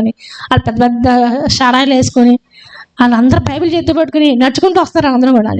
నేను వెళ్ళాను వాళ్ళు కూడా. అదే ఆదివారం నేను అక్కడ వెళ్ళానమాట. నాన్నగారు ఇదైనప్పుడు అక్కడికి వెళ్ళానమాట నేను. అయితే కరెక్ట్గా టైం అయ్యేది, అందరికందరూ వచ్చారన్నమాట. నేను మా అక్క కూడా వెళ్ళాం, ఇంకో మనకు కూడా నేను బయలుదేరి వచ్చాను నేను. ఇక మిగతా అందరూ కూడా ఒకనేటి జాబ్లో అలా వచ్చేస్తారు. అందరూ ఆ చుట్టుపక్కల ఉన్న వీధులు అవన్నీ కూడా అందరూ వచ్చేసారు. వాళ్ళందరూ మంచి రిచ్గా ఉన్నారు. వీళ్ళైతే పూర్ ఫ్యామిలీస్ అందరూ కూడా. కానీ వాళ్ళు కొన్న దాంట్లో వాళ్ళు కూడా ఏం చేశారంటే కనుక బాగానే వచ్చారనమాట. కానీ ఫేస్కి తెలిసిపోతాయి కదా. ఇప్పుడు వాళ్ళ ఫేసులకి వీళ్ళ ఫేస్కి తేడా తెలిసిపోతాయి కదా. నేను ఆశ్చర్యపోయానమాట. అంటే మన దేవుడు ఎలాంటి వాడు చెప్పండి. అసలు అందరినీ ఒకేలా ప్రేమించాడు. అంత అందమైన సుందరమైన మందిరంలో నిజంగా అలా అడుగు పెట్టడానికి సరిపోతామా అనుకుంటాం. కానీ మనం ఇక్కడే ఇలా ఉంటే పరలోక రాజ్యం ఇంకెంత ఎలా ఉంటుందని అసలు చెప్పాలంటే కనుక. కానీ ఇక్కడ మహిమ ఉండదు, కానీ అక్కడ మహిమ ఉంటుంది. ప్రార్థన చేసేవాళ్ళు మొక్కలో ఏముంటో చెప్పండి, ఒక గ్లో అనేది ఇస్తాడు దేవుడు. హల్లెలూయా. అది ఎక్కడ ఏ బ్యూటీ పార్లర్లోని ఏ పెర్ఫ్యూమ్స్లోని కానీ దాన్ని ఇంకేంటారు దాంట్లో ఏం రావండి. ఏది రాసు చెప్పండి, ప్రార్థన ఆసక్తి ఉంటే కనుక. దేవుని సన్నిధిలో ఉన్న వారి యొక్క ముఖాలు ఎలా ఉంటాయి చెప్పండి, ప్రకాశిస్తాయన్నమాట. అది పురుషుడైనా సరే స్త్రీ అయినా సరే. హల్లెలూయా. వాళ్ళ ముఖాలు ప్రకాశం చేస్తామంటే ఈరోజు దేవుని సన్నిధిలో ఉంటే మనము ఒక్కొక్క దాన్ని మనం పొందుకుంటాం మాట అండి. హల్లెలూయా, హల్లెలూయా. ఈ కెరూబు తోయబడ్డాడు. ఎప్పుడైతే గర్వించాడో, ఎప్పుడు దేవుడితో సమానంగా చేసుకుంటాను అనుకున్నాడో, గర్వించి ఏం చేసిండే కనుక వెంటనే అందుకే ఒక మాట చెప్పాను, మానవులకైతే మనిషికైతే క్షమాపణ ఉంది కానీ అపవాదికి క్షమాపణ లేదు, దూతలకి క్షమాపణ అనేది లేదు. ఎందుకు అంటే మన మీద వాటిని పరిచారక విషయాన్ని పెట్టుకున్నాడు. అసలు మనం తయారు చేసుకున్నాడు ఆయన. ఎందుకు అంత సౌందర్యం, ఎందుకు అంత ఘనత, ఎందుకు అంత బలం, శక్తి అంటే కనుక మనల్ని కాపాడడానికి పెట్టుకున్నాడు ఆయన. దేవుని పరిచయం చేయడానికి పెట్టుకున్నాడు ఆయన. హల్లెలూయా. ఈరోజు అటువంటి కెరూబు పాపం చేస్తే ఎక్కడ తోయబడ్డాడు చెప్పండి, ఆకాశ మండలంలోకి తోయబడ్డాడు. హల్లెలూయా. మానవుడు అంతటి సౌందర్యం గల మానవుడు ఎక్కడ తోయబడ్డాడు చెప్పండి, అది అయిపోయిన తర్వాత ఆ సౌందర్యం పోగొట్టుకున్నటువంటి సాతానుడు ఎక్కడికి వచ్చాడు చెప్పండి? ఈ భూలోకంలో ఉన్న మానవుని దగ్గరికి వచ్చాడు. ఎక్కడికి వచ్చాడు? ఇందాక మనం చదువుకున్నామే, ఆదాము హవ్వలు యేసుక్రీస్తు దేవుడిని చూసి చక్కగా తోట చెట్ల ఫలాలన్నీ తింటూ చక్కగా దేవునితో కలిసిమెలిసి ఉన్నటువంటి ఆ చోటుకి ఎవరు వచ్చారు చెప్పండి? ఎవరు వచ్చారు? ఈ లూసిఫర్ వచ్చారనమాట. ఈ లూసిఫర్ వచ్చాడు. అతని సౌందర్యం అంతా పోగొట్టుకున్నాడు, అతని మహిమ అంతా పోయింది, అతని ఘనత అంతా పోయింది, అతని తేజస్సు అంతా పోగొట్టుకున్నాడు, తనకి ఇచ్చిన సర్వం కోల్పోయాడు, అధికారాన్ని కోల్పోయాడు. ఆ కోల్పోయినటువంటి లూసిఫర్ ఎక్కడికి వచ్చాడు కనుక ఆ తోట చెట్ల మధ్యలోనికి ఒక సర్పంలోనికి దూరి వచ్చాడనమాట. సర్పాన్ని వాడుకున్నాడు. మాట్లాడాలంటే శరీరం ఉండాలి కదా, వాడుకున్నాడు అనమాట అండి. ఆత్మ దానిలోనే సర్పంలోని ప్రవేశించి ఇది నిజమా అన్నతోటే దేవునికి ఏదైనా ఆజ్ఞ ఇచ్చారంటే ఒకే ఆజ్ఞ ఇచ్చాడు. ఎవరు చెప్పండి? ఒకే ఆజ్ఞ ఇచ్చాడు మానవునికి. నీ తోట చెట్ల ఫలాలన్నీ తినొచ్చు కానీ ఒకే ఒక ఫలాల మీద తినవద్దు అంటాడు. ఇన్ని ఫలాల మీద తినండి కానీ 2 చెట్లు పెడతాడు. ఒకటేంటి? మంచి చెట్లు తెలివిచ్చేటటువంటి చెట్టుని పెడతాడు. రెండవది జీవవృక్ష ఫలం పెడతారు అనమాట అండి. ఈ 2 చాలా వినిపి. జీవవృక్ష ఫలం తింటే ఇంకా చావు అనేది ఉండదు. అందుకే ఇంకొక విషయం చెప్తాను. జీవవృక్ష ఫలం తీసుకుని తినకుండానే మానవుడిని ప్రేరేపించాడు ఎవరు? సాతాను అనమాట అండి. జీవవృక్ష ఫలం తింటే నిత్య జీవం, కానీ తినకుండానే ఏం చేశాడు? అపవాది ప్రేరేపించాడు. నేను ఒక విషయం చెప్తున్నాను. నేను మనం దేవుని యొక్క శక్తిని తెలుసుకోకుండానే అపవాది పాపంలో పడేస్తున్నాడు మనిషిని. బాల్యం తర్వాత కౌమారం యవ్వనంలోకి వచ్చేసరికి మంచి చెడు తెలుసుకుంటూ ఉంటాడు. మనం అనుకుంటాం ఇంకా చిన్నవాడు కదా, ఇంకా చిన్న పిల్లోడు కదా, మన పిల్లలు చిన్నవాడు కదా అనుకుంటాం మనం అయితే మాత్రం. కానీ అపవాదం ఏం చేస్తాడు? ఇంకా ఈయనకి మంచి చెడు తెలియకుండానే పాపలు పడేస్తానమాట. ఎవరు పాపలు పడిపోతారు చెప్పండి? ఎవరు పాపలు పడతారు? యవ్వన ప్రాయం ఉంటుండగానే ఇంకా మన చిన్నవాళ్ళు కదా అనుకుంటాం. కానీ అపవాది మనకంటూ ఇంకా ఈ సెటిల్మెంట్ ఏమీ లేకుండానే ఈ జీవితంలో కొన్ని నిర్ణయాలు తీసుకోకుండానే మంచివారుగా ఉందామో అనుకోకుండా ఏం చేస్తే అపవాది ముందు పాపానికి ఏం చేస్తాడు? ప్రేరేపిస్తుంటాడు. జీవవృక్ష ఫలం తినకుండానే మంచి చెట్ల తినే ఫలాన్ని తినేటట్టుగా ఏం చేశాడు? ప్రేరేపించాడు. అపవాది పని ఏంటంటే నేను పోగొట్టుకున్నది ఇతరికి దక్కడానికి వీల్లేదు అనుకున్నాడు. ఏమనుకున్నాడు? నేను పోగొట్టుకున్నాను, ఆధిక్యతను పోగొట్టుకున్నాను, నేను దేవునికి ఈ ఆగితకి ఎవ్వరు కొనడానికి వీల్లేదు అనుకున్నాడు. దేవునికి సృష్టించి అడగటం అనుకున్నాడు అనమాట. అది అపవాదుకున్నటువంటి తంత్రం. అపవాది అబద్ధికుడు అయిపోయినమాట. పూర్తిగా దేవునికి విరోధం అయిపోయినమాట అండి. వెంటనే దేవుడు తోసనమాట. అందుకనే చిన్న పాపం ఉన్న సరే దేవుడు ఒప్పుకోడు. చిన్న పాపం ఉన్న సరే మనం దేవుడు సహించనమాట అండి. ఆ పాపం ఏమైపోయింది చెప్పండి? చాలా విపరీతమైన ధోరణిలోకి వచ్చేస్తుంది. కాబట్టి దేవుడు అపవాదం తోసేశాడు అంతే. ఆదాము హవ్వలు అక్కడ ఉంచాడా అంటే ఆ పండు తిన్న వెంటనే ఆజ్ఞ అతిక్రమించిన వెంటనే బయటికి తోసానమాట అండి. ఇక్కడ 3 పాపాలు ఉంటాయి. ఒకటి శరీరాశ, నేత్రాశ, జీవపుడంబము. ఆమె ఆ పండును చూపించినప్పుడు ఎలా చూపించింది అంటే ఒకసారి 3వ అధ్యాయము 6వ వచనం ఒకసారి చూద్దాం చూడండి. ఆదికాండము 3వ అధ్యాయము. ఈ యొక్క ఫలము చూడడానికి ఏంటంటే ఆహారముకు మంచిదియు, ఫస్ట్ చూడండి, ఆహారముకు మంచిదియు అని చూడండి. 6వ వచనం. ఆ స్త్రీ ఆ వృక్షము ఆహారములకు మంచిదియు, కన్నులకు అందమైనదియు, వివేకమిచ్చు రమ్యమైనది. అంటే ఒకటి శరీరాశ, శరీరానికి పుష్టినిస్తుంది, ఆరోగ్యాన్ని ఇస్తుంది. రెండవది కన్నులకు అందాన్ని, చాలా సౌందర్యంగా అయిపోతారు, దేవతల వల్ల తయారైపోతారు. మూడవది తెలివి జ్ఞానం వస్తుంది. ఇదంతా శరీరాశ, నేత్రాశ, జీవపుడంబం. ఇదేం చెప్పండి? మనిషికి లేనటువంటి ఆలోచనలు పుట్టించే పాపంలో పడేసిన వాడు ఎవరంటే అపవాది. హల్లెలూయా, హల్లెలూయా. మనిషిని ఏం చేశారంటే పాపాన్ని లేని దాన్ని పాపంలో పడేశారన్నమాట.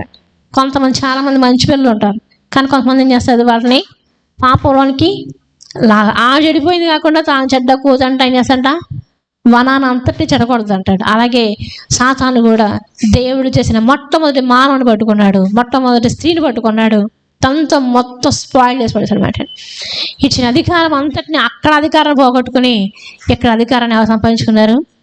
సాతానికి అనమాట. తనకున్న అధికారం అంతా ఎవరు ఆజ్ఞకు పడితే వాళ్ళకి వెళ్ళిపోద్దంటే ఈవేళ మన జీవితం కూడా, మన బ్రతుకు కూడా ఎవరికి లోపడితే వాళ్ళకి దాసులు, నేను చాలాసార్లు చెప్తాను, మన పాపంకి లోబడ్డామా, పాపానికి దాసులు. దేవుని మాటకు లోబడ్డామా, దేవునికి దాసులు. ఆ రోజు నుంచి ఈ రోజు వరకు కూడా పాపం మనల్ని అట్రాక్ట్ చేస్తూనే ఉంటుంది. ఏం చేస్తుంది చెప్పండి? పాపం ఏం చెప్పండి? నేను హుందాగా ఉండాలి, నేను అందంగా ఉండాలి, నేను అందరికంటే రిచ్గా ఉండాలి అనుకునే పాపం కాదు. కానీ దేని పాపం చెప్పండి? దేవుని కంటే ఈ లోకంలో దానికి ప్రాధాన్యత ఇవ్వడమే పాపం. మనకు అన్ని ఎమోషన్స్ ఇచ్చాడు దేవుడు. దేవుడికి ఏది ఎమోషన్స్ ఉన్నాయో అన్ని మానవునికి ఇచ్చాడు. ఇవ్వలేదా అండి? ఇవ్వలేదా? ఇచ్చాడు. కోపం ఇచ్చాడు, బాధ ఇచ్చాడు, సంతోషం ఇచ్చాడు, వేదన ఇచ్చాడు, మంచి చెడు తెలుసుకునే జ్ఞానం ఇచ్చాడు దేవుడు. అన్నీ ఇచ్చాడు దేవుడు. కానీ దాన్ని ఏం చేయాలి? మనం మంచి కోసం ఉపయోగించుకోవాలన్నమాట అండి. హల్లెలూయా, హల్లెలూయా, హల్లెలూయా. ఇక్కడ అపవాది పోగొట్టుకున్న దాన్ని మానవుడు ఏం చేసుకోకూడదు? సంపాదించుకోకూడదు అనుకున్నాడు. దేవుని పనులు ఎలాగైనా సరే పోగొట్టాలనుకున్నాడు. దాన్ని ఏం చేశాడంటే పోగొట్టుకున్నమాట. తన జ్ఞానాన్ని పోగొట్టుకున్నాడు, తెలివిని పోగొట్టుకున్నాడు, ప్రతిష్ఠించిన కాలు రాళ్ళ మధ్య నెట్టివేయబడ్డాడు, నీతి న్యాయం కోల్పోయాడు, అందాన్ని కోల్పోయాడు, మంచి ప్రవక్తను కోల్పోయాడు, గర్వించే సౌందర్యాన్ని పోగొట్టు, అన్ని పోగొట్టు అనమాట. అంటే హల్లెలూయా. ఈరోజు మరలా ఆ అపవాది ఆ యొక్క తినకూడనటువంటి పండుని తినమని ప్రేరేపిస్తే అది చూపునికి అందంగా ఉందంటండి. ఎలా మనం ఎదురుపడిపోతాం చెప్పండి? ఈ లోకమంతా మనకి ఎలా ఉంటుంది చెప్పండి? చాలా బాగుంటుంది. ఎలా ఉంటుంది చెప్పండి? అందంగా ఉండదా? దేవుడిని నమ్ముకోకపోవడం గల కారణం ఇదే. దేవుడిని నమ్ముకుంటే ఏముండవు, ఆనందం ఉండదు, సంతోషం ఉండదు, ఈ డెకరేషన్లు ఏముండవు. మనం ఒక మాట చెప్తాను నేను. కెరుబు ఆదాము హవ్వలు ఏం వస్త్రాలు వేసుకున్నారు, ఏం వస్తువులు పెట్టుకున్నారక్క చెప్పండి? వస్తువులు ఏమైనా పెట్టుకున్నారా? హవ్వైనా వస్తువులు పెట్టుకుందండి అక్కడ? ఏమైనా పెట్టుకుందా? సౌందర్యంగా కనపడడానికి ఏమైనా పెట్టుకుందా అండి? పెట్టుకుందా అని ఇవి పెట్టుకోవచ్చా, అవి పెట్టుకోవచ్చు అని అడుగుతారు కదా. ఇవన్నీ మానవుడు తర్వాత కల్పించుకునే ఇవన్నీ కూడా. నగలేంటి ఇవన్నీ కూడా, బొట్టేంటి ఇవన్నీ, బొట్టు పెట్టుకోవచ్చా వద్దా, విగ్రహాలు కల్పించడం తినచ్చా వద్దా? అక్కడ విగ్రహమే లేదు, విగ్రహమే వద్దన్నాడు దేవుడు. అసలు నా స్వరూపము నీకు ఆత్మ తప్ప మన ఏమీ లేదన్నాడు. ఈ అన్నిటినీ వదిలేసుకుని ఏం చేస్తారంటే కనుక విగ్రహమే అసలు లేదు. విగ్రహాన్ని దేని రూపంలో ఉన్న మీరు విగ్రహాన్ని చేసి కొనకూడదు. మీరు విన్నారన్నమాట. దేని రూపంలో విగ్రహములు చేసి కొనకూడదు అంటే విగ్రహాలు కల్పించింది తినచ్చా అంటే అసలు విగ్రహమే ఉండకూడదని చెప్తున్నాడు దేవుడు. అసలు ఏం చెప్తున్నాడు చెప్పండి? విగ్రహమే ఉండకూడదు అంటుంటే మరి విగ్రహాన్ని కల్పించి తినచ్చా? అసలు రెండో స్టెప్ కదండి అది, అంతేనే కదా. ఫస్ట్ స్టెప్ ఏంటి? విగ్రహం ఉండకూడదు, చేసుకోకూడదు అన్నాడు. అసలు దగ్గరికి పూజించకూడదు, సాగిలి పడుతుంది. ఎప్పుడు నెక్స్ట్ స్టెప్, ఒకవేళ ఎవరన్నా చేసుకుని వెళ్ళకూడదు, నువ్వు చేసుకోకు, చేసుకున్న చోటకి వెళ్ళక నువ్వు అన్నాడు. రెండు అసలు విగ్రహం అనేది నీ జీవితంలో లేనే లేదన్నాడు. కానీ మళ్ళీ నెక్స్ట్ స్టెప్ ఏంటి ఇంకా అసలు? అవునా కదండి. నువ్వు అక్కడికి వెళ్ళొద్దు అంటే వెళ్ళిన తర్వాత ఇది చేయొచ్చా, అది చేయొచ్చా అంటే నువ్వు వెళ్ళే వద్దన్నాను అసలు నేను. మళ్ళీ ఇది చేయొచ్చా అంటావేటి? నువ్వు వెళ్ళకుండా ప్లేస్కి వెళ్ళకూడదు, వెళ్ళిన తర్వాత మళ్ళీ ఇది చేయొచ్చా అండి, అది చేయొచ్చండి, ఇదే కదండి, అదే కదండి అంటారు. వెళ్ళిన తర్వాత మళ్ళీ ఇది తినకూడదు, వెళ్ళిన తర్వాత భోజనం చేయకపోతే ఏమంటారు చెప్పండి? ఆ వచ్చినప్పుడు భోజనం చేసి వెళ్ళొచ్చు కదా అంటారా? అంటారు చెప్పండి? అక్కడ తమ ఊరుకుంటారా? ఊరుకోమంటారు. అందుకని ఏం చేయాలి? చాలా దేవునికి సమీపస్తులుగా ఉండాలి. మనం పోయిన దానంతా మనం పోగొట్టుకోవాలి, మనం తప్పించుకోవాలి. వాళ్ళని ఎలా దేవుడు ఉండాలని మనం కోరుకున్నాడో, ఒక మానవుడు దేవుడు ఎలా ఉండాలని ఆయన ఆలోచించాడో, మనల్ని సంతోషంగా ఉండని కోరుకున్నాడా? ఎలా కోరుకున్నాడని అసలు? అంతేనండి. అది మనకు ఉండడం ఇష్టమా కాదా? అవునా కాదా? మంచిగా కదని కోరుకున్నాడు. మనం అలా మార్చబడాలంటే కనుక మరలా దేవుడు అంటున్నాడా, దేవునితో సహవాసం చేస్తే కనుక ఈ లోకాన్ని, శరీరాసన్ని, నేత్రాసన్ని, జీవపడంబాన్ని దేవుని కంటే ఎక్కువ ప్రేమించకూడదు. ఎవరిని ప్రేమించాలి చెప్పండి? అన్నిటిని నువ్వు ప్రేమించు. నువ్వు ఎక్కడికి వెళ్తావు వెళ్ళు, ఏం ధరించుకుంటావు ధరించుకో, కానీ దేనికంటే ఎక్కువ ప్రేమించకూడదు చెప్పండి? దేవునితో సమానం చేసేయకూడదు, దేవుని కంటే హెచ్చించి పెట్టకూడదు అండి. అపవాది చేసిన పని ఇప్పుడు మనిషి చేస్తున్నాడండి. అంతేనే కదండి. దేవునితో సమానంగా చేసేయకూడదు. ఈ ఇల్లు దేవుడు ఒకటి కాదు, మన రంగంలో దేవుడు ఒకటి కాదు, మన బంధువులు దేవుడు ఒకటి కాదు, మనకున్న డబ్బు ధనం దేవుడు ఒకటి కాదు.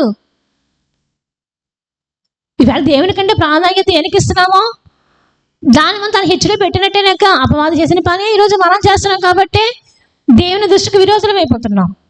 సమానంగా అన్నిటితో సమానం చేస్తాం దేవుడిని, అన్నిటితో కలిపెడతాం దేవుడిని. కన్నాలు పెట్టకూడదు. నీ భర్త నువ్వు ఎంత గౌరవించి అంత గౌరవించు. పూజిస్తావా, ఆరాధిస్తావా, ప్రేమిస్తావా, చేసుకో, నీ ఇష్టం. కానీ ఒక మెట్టి అక్కడ ఎవరికి ఇవ్వాలి అంటే విలువ చెప్పండి? దేవునికి ఇవ్వాలి. నిన్ను సృష్టించిన వాడు నీకు భర్త. నీ బిడ్డను ప్రేమిస్తున్నావా, కొంటున్నావా, కొనుక్కో, ఇక అన్ని కొనుక్కో. కానీ దేవునికి ఏం చేయాలి చెప్పండి? ముందు దేవుని తర్వాతే ఏదైనా సరే.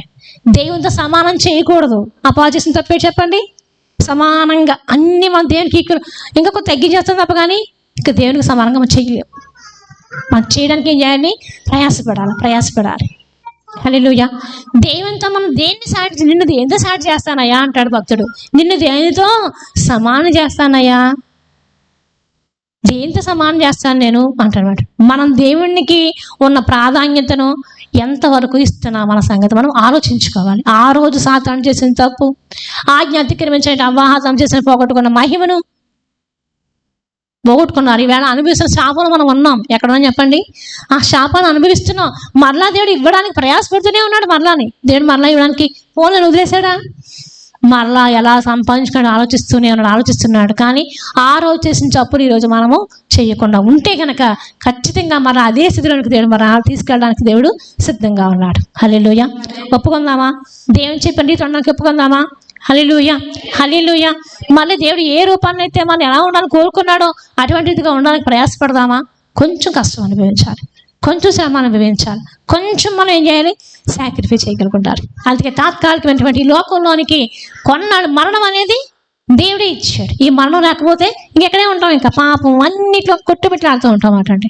కానీ అది లేకుండా దేవుడు మన నిత్య రాజ్యానికి వెళ్ళడానికి చూసాడు. ఒకసారి చూద్దాం దానియేలు గ్రంథం 12వ అధ్యాయం చూద్దాం. ఒకసారి దానియేలు గ్రంథం 12వ అధ్యాయం 6వ వచనం చూడండి ఒకసారి.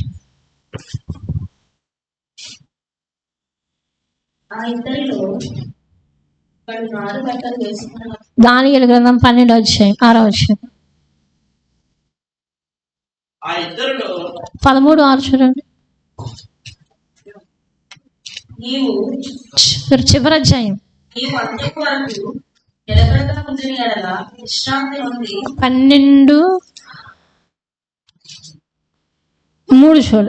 చూడండి. 12:3 బుద్ధిమంతులైతే ఆకాశ మండలంలోని జ్యోతులను పోలిన వారే ప్రకాశించెదరు. నడుచుకున్నట్లు ఎవరు అనేకులను త్రిప్పుదురో వారు నక్షత్రముల వలె నిరంతరము ప్రకాశించెదరు. హల్లెలూయా. ఎవరు? బుద్ధిమంతులైతే. ఎవరంటండి? చెప్పిన మాట వినే బుద్ధిమంతుడైతే. పాపి మాట ఎన్నాడు, పాపంతో కొట్టుపెట్టాడుతున్నవాడు, పాపం వదలవాడు, వీటికి ఈ బుద్ధిమంతుడికి ఎప్పటికీ సమానం కాదండి. దేవుడు ఎవరి కోసం మాట్లాడుతున్నాడు? బుద్ధిమంతుల కోసం మాట్లాడుతున్నాడు. నేను బుద్ధిమంతులతో మాట్లాడినట్టయినా మాట్లాడాలనుకుంటున్నాను అంటాడు. ఎవరితో మాట్లాడుకుంటున్నట్టయినా? ఒక మంచి కుమారుని పిలిపించి మాట్లాడిన మాటలు వేరుగా ఉంటాయి. వ్యసనాలకు అలవాటు పడిపోయి డబ్బంతా తగలేసుకుని తండ్రి తల్లి యొక్క ప్రతిష్టను పాడగొట్టి పడవేసిన కుమారుతో మాట్లాడిన మాటలు వేరుగా ఉంటాయి. అవునా కాదా అండి? ఒక మంచి కుమారుడు మనకున్నాడు అనుకోండి, మనం అర్థం చేసుకుని మన యోగక్షేమాలని కోరుకుని మన ఆస్తిని రెట్టింపు చేసి మన గాంతను రెట్టింపు చేసి పని వాళ్ళందరికీ ఒక బాస్గా ఉన్న కుమారుతో మాట్లాడే మాటలు తండ్రి మాట్లాడాలంటే చెప్పండి వేరుగా ఉంటాయి. బుద్ధిమంతులతో మాట్లాడినటువంటి మాతో మాట్లాడుతాను అంటాడు. బుద్ధిమంతులతో ఎలా ఉంటారంటండి? మళ్ళీ మన బుద్ధి కలిగి ఉండాలి మీలో. అందుకని బుద్ధి గల కన్యకుడు బుద్ధి లేని కన్యకులు ఉంటారు కదండి. మన బుద్ధి కలిగిన వారు దేవుని మాటకు అన్నిటికీ ఒపే చూపిస్తే బుద్ధిమంతులు అవుతాం. అంతే కదండి. బుద్ధిమంతులు ఎవరు అంటారు చెప్పండి? మా అబ్బాయి చాలా బుద్ధిమంతులు అండి అంటారండి. మా అమ్మాయి చాలా బుద్ధిమంతులు అని అంటారు కదా. ఎందుకు అంటే తండ్రి మాటకి తల్లి మాటకి ఇదే చూపిస్తారు కాబట్టి మనం కూడా బుద్ధిమంతులుగా ఉంటే దేవుని మాటకి అన్నిటికీ ఇదే చూపిస్తే అర్థం చేసుకుంటే కనుక వాళ్ళు ఎలా ఉంటారంటే మళ్ళా ఏ ప్రకాశం నువ్వు తేజస్సుతో ఉన్నావు కదా అదే మళ్ళా ఆకాశ మండలంలో జ్యోతులను పోలిన వారై నిరంతరము ప్రకాశిస్తారు. హల్లెలూయా. ఏ ప్రకాశాన్ని అయితే పోగొట్టుకున్నామో, ఏ తేజస్సు అయితే పోగొట్టుకున్నామో అదే తేజస్సుని మళ్ళీ ఏం చేస్తానన్నాడు? మన బుద్ధిగా దేవుని మాట వింటే అలా అయితే ఎలా అవుతుంది, ఇలా అయితే ఏంటి, అలా చేస్తే ఏంటి, ఇది తప్పేటి అది తప్పేటని దాని పెద్దలు దిగకూడదు మాట్లాడండి. ఏం దిగకూడదు? ఇంకా దానికి వేరే ఆప్షన్ చెయ్యి అంటే రాజు ఆజ్ఞాపిస్తే ఏం చేయాలి చెప్పండి? శిరస్సు వహించవలసిందే. హల్లెలూయా. రాజు ఆజ్ఞాపిస్తే ఏం చేయాలి? దావీదు ఆజ్ఞాపించేవాడు. ఎల్లయ్యా నువ్వు జనాభాలకలయ్యా అన్నాడు. ఏమన్నాడు? జనాభాలకలయ్యా అన్నాడు. యోవాబు ఏం చేశాడు? ఎందుకయ్యా వద్దురే అన్నాడు. కానీ ఏం చేశాడు? ఆజ్ఞాపిస్తే తప్పుతుంది. ఏదైనా సరే అది మంచి అయినా అవ్వాలండి, చెడైనా అవ్వండి. దావీదు ఆజ్ఞాపిస్తే, రాజు ఆజ్ఞాపిస్తే, దావీదు అన్ని రాజ్యాలకి మహారాజు అన్నాడు. ఆజ్ఞాపిస్తే ఏం చేయాలి? ఈరోజు మన రాజాదిరాజు ఎవరు చెప్పండి? దేవుని మాట సెలవు ఇవ్వగానే మనం ఏం చేయాలి? ప్రభావం చేస్తానయ్యా అనాలి. నాకు కుదరదేమోనండి, తెలియదేమోనండి, నేను చేయలేనేమోనండి అనకూడదు. మన దగ్గర దేవుని దగ్గర ఏమో చెప్పండి, ప్రభా చేసే శక్తి నాకు దయచేయి ప్రభా, ఉండగలిగే శక్తి నాకు దయచేయి ప్రభా. దాని వాక్యాన్ని వినే ప్రతిసారి మనం ఏం చేయాలంటే కనుక లోబడే తత్వాన్ని మనం అప్పుడు బుద్ధిమంతులతో మాట. మా మాస్టర్ గారు ఏం చెప్పారంటే కనుక, అమ్మ తెల్లవారుజాము 4 గంటలు వేసి ప్రార్థన చేయని వారు ఏం చేసేవారు? తెల్లవారుజాము వేసిన ప్రార్థన చేయండి. నేను బాబు అస్సలు బాబు అసలు నేనైతే ఏమొస్తుంది దాన్ని ఎదుగు చేస్తాను, కానీ అసలు తెల్లవారుజాము 4 గంటల కంటే అసలు సమస్య లేదు అసలు అనుకునేదాన్ని. అయితే మాత్రం అన్నీ చేసేదాన్ని, కానీ అది ఒక్కటి మాత్రం అసలు నేను చేయలేకపోయేది అనమాట. కానీ ఏం చేశాను? తప్పదు ఇంకా ఏం చేశాను? అలవాటు చేసుకుని 1/4 గంట అలవాటు చేసుకుని ఇప్పుడు 2 గంటలు ఇంకొంచెం 3 గంటల దేవుని సందులో ఉన్నాను. దేవుడు కృపను గ్రహించి నాతో పాటు అనేక మంది ఈ దీని విజయాన్ని సాధించాలని దేవుడు కృపను గ్రహించాడు. అవునా కాదండి? అనేక మంది నిద్ర వదలలే అనుకున్న వాళ్ళు కూడా ఇవి తెల్లవారుజామున లేచి ఏం చేస్తున్నారు? ప్రార్థన అనేది చేస్తున్నారు. అందరూ స్తోత్ర ప్రార్థనలు అనేక మంది బిడ్డలు లేచి దేవుని వాగ్దానాలు, స్థుతులు ఇవన్నీ చెప్పి ఆరాధన చేసి వాక్యం చదివి స్తోత్ర ప్రార్థన చేసి ఇవన్నీ చేయడం దేవుడు కృప అనుగ్రహిస్తాను అనమాట. ఈరోజు బుద్ధిమంతులు అయితే వింటే మాట తెల్లవారుజాము లేకడమ్మా ప్రార్థన చేయండి, రోజు గంటనే ప్రార్థన చేయండి, ఉదయం ప్రార్థన చేయండి, సాయంత్రం ప్రార్థన చేయండి. ఇష్టం లేని చోటికి వెళ్ళకండి, దేవునికి ఆయాసకరమైన పనులు చేయకండి అని చెప్పినప్పుడు మనం ఏం చేయాలి చెప్పండి? బుద్ధిమంతులు. మరలా దేవుడు ఏ ప్రకాశం మనం వెలుగును కోల్పోయేవరమో ఆ ప్రకాశం మనం వెలుగును మరలా దేవుడు చేస్తాడు, ఖచ్చితంగా దేవుడు ఇస్తాడు అంటున్నాడు. హల్లెలూయా, హల్లెలూయా. మరలా దేవుడు ఎలాంటి వారిగా చేయాలనుకున్నాడు ఆ పోగొట్టుకున్నామో మరలా ఆ వెలుగును దేవుడు ఏం చేస్తాడు? ఖచ్చితంగా దేవుడు నువ్వు వేకు చుక్కవలే చేస్తాడు. అసలు తెల్లవారు వేకు చుక్కవలే ఉంటాను అంటాడు మాట. అంటే ఇంకొక చోట అంటాడు, ఇక్కడ చూడండి, వేకు చుక్క నిరంతరము ప్రకాశించదురు. చూడండి సార్, జ్యోతుల పోలిన వారే ప్రకాశించదురు, నీతి మార్గమును అనుసరించి నడుచుకున్నట్లు ఆ ఎవరు అనేకను తిప్పుదురో వారి నక్షత్రం వల్ల నిరంతరమును ప్రకాశించదురు. హల్లెలూయా, హల్లెలూయా. వాళ్ళ వేకు చుక్కల వారి నిరంతరం ఏం చేస్తారంటండి? ప్రకాశిస్తారని మనం మన యొక్క చోట మనం చూస్తామాట. ఇంకా మనం చూస్తే కనుక దెస్సలోనికి రాసిన పత్రిక 4వ అధ్యాయము చూద్దాం ఒకసారి. ఫస్ట్గా కొరింథీ రాసిన పత్రిక 15వ అధ్యాయం 42, 43 చదివాను. మొదటి కొరింథీ రాసిన పత్రిక 15వ అధ్యాయము 42వ వచనం. మృతుల పునరుద్ధానమును అలాగే శరీరము క్షయమైనదిగా వెత్తబడి అక్షయమైనదిగా లేపబడును, బలహీనమైనదిగా వెత్తబడి మహిమ గలదానిగా లేపబడును. హల్లెలూయా, హల్లెలూయా.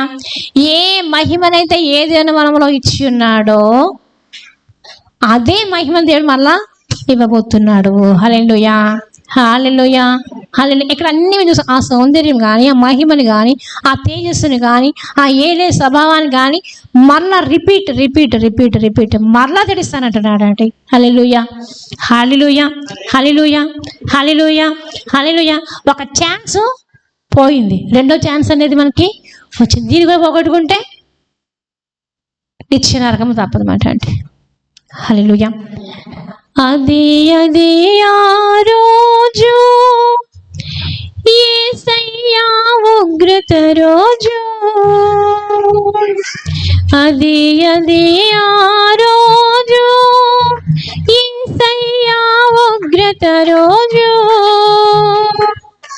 పాపులంతా ఏడ్చే రోజు. హల్లెలూయా, హల్లెలూయా. పాట అదా?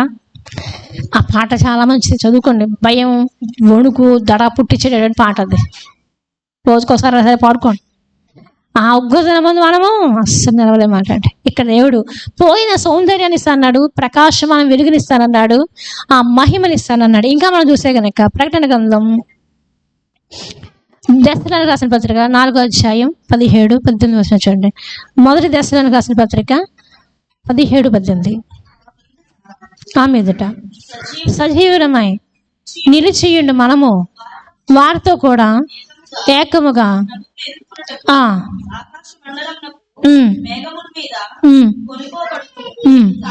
కాగా మనము సదాకాలము ప్రభువుతో కూడా ఉందుము. హల్లెలూయా, హల్లెలూయా. ఎలా అంట? కాబట్టి మనము సదాకాలము ఎవరితో ఉంటామండి? హల్లెలూయా. ఎంతకాలం ఉంటాం? సదాకాలము. ఆయన ఎంతకాలం ఉంటాడో అంతకాలం ఉంటాం. ఎంతకాలం ఆయన జీవిస్తాడంటే ఆయన సంవత్సరానికి అంతము అంతకాలం మరలా పోయిన స్థితిని మరలా దేవుడు ఏం చేస్తాడంటే మరలా ఇస్తాను అంటున్నాడు. హల్లెలూయా, హల్లెలూయా, హల్లెలూయా. పోయిన దాన్ని పోనని ఊరుకున్నాడా? మరలా ఏం చేస్తున్నాడు? తన కుమారుడు కాబట్టి, వారసుడు కాబట్టి మరలా దేవుడు ఇస్తాను. ఏం పోయింది? ప్రకాశమైన వెలుగు పోయింది, తేజస్సు పోయింది, మహిమ పోయింది, సౌందర్యం పోయింది, అధికారం పోయింది, అన్నీ పోయినాయి. సదాకాలం ఉండే స్థితి పోగొట్టుకున్నాం, కానీ అన్నిటి మరలా ఇస్తాను అనమాట. ఇంకా మన ప్రకటన గ్రంథం 7వ అధ్యాయం 14వ వచనం చూద్దాం ఒకసారి. ప్రకటన గ్రంథం 7వ అధ్యాయం 14వ వచనం.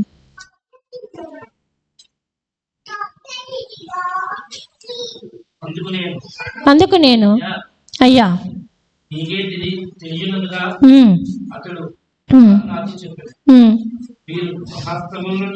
వీరు మహాశ్రమంలో నుండి వచ్చిన వారు తమ వస్త్రములను ఉతుకుకొని తెలుపు చేసుకొని దేవుని సింహాసనం ఎదుట నుండి